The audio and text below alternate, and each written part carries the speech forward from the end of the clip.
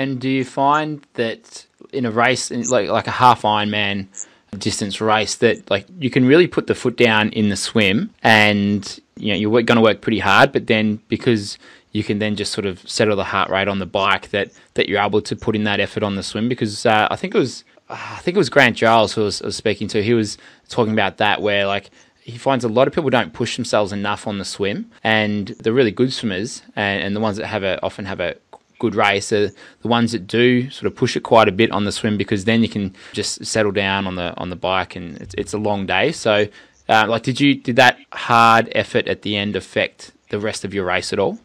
I think it might have affected my run towards the end.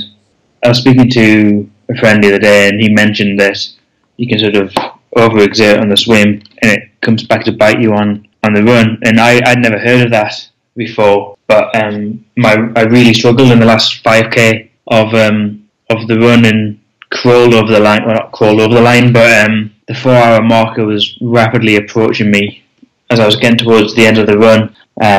I think I only got it by 7 seconds in the end, so having an intense swim didn't affect the bike much. I still had a few seconds to gain, had about 10 or 15 seconds to make up initially on the bike. I knew that I had to do a fast bike to get near the 4, but the bike being my strength, I had to really play on that. So it was either, I don't think it affected me, but it wasn't noticeable that it did.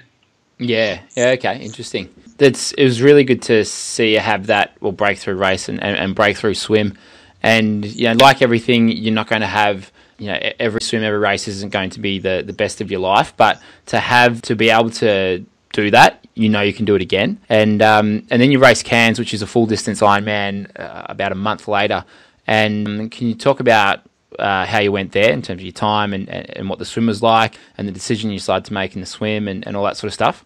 Yeah, so I did Cairns at the end of the season just to test out the distance. I came into the season with no real focus of doing an Ironman. Halves are bad enough in the first place, let alone the full one. So I kind of just got in there and so would see what would happen. I had another reasonable start, which I was quite surprised by. Being quite short, I've got to swim a fair bit further than everyone else. But I got into the second pack again. But at Cairns, it was just a different level, and the guys I was racing were doing, well, I would say at least half Ironman pace for the double the distance. So I realised pretty early on that it was going to be a struggle. And with it being my first Ironman in 9 years, I didn't want to push the swim too much. I wanted to be nice and relaxed, and I didn't know how far.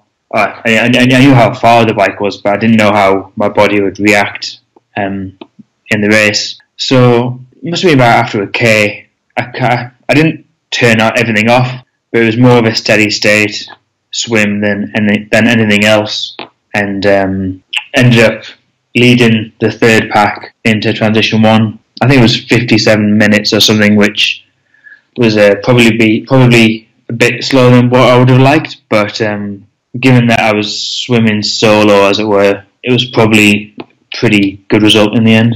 And so for someone who's listening to this and they might be in a similar sort of mindset or situation with their swim time, where they're maybe a little bit frustrated with where they're at, what things would you have them look at in terms of their training or their race strategy? Like, what was it for you that kind of, what introspection did helped you kind of have that really good swim at Busso? It was just sitting down and assessing what swims I was actually doing. It's quite easy to turn up to a squad and do a set. It depends on the set, of course.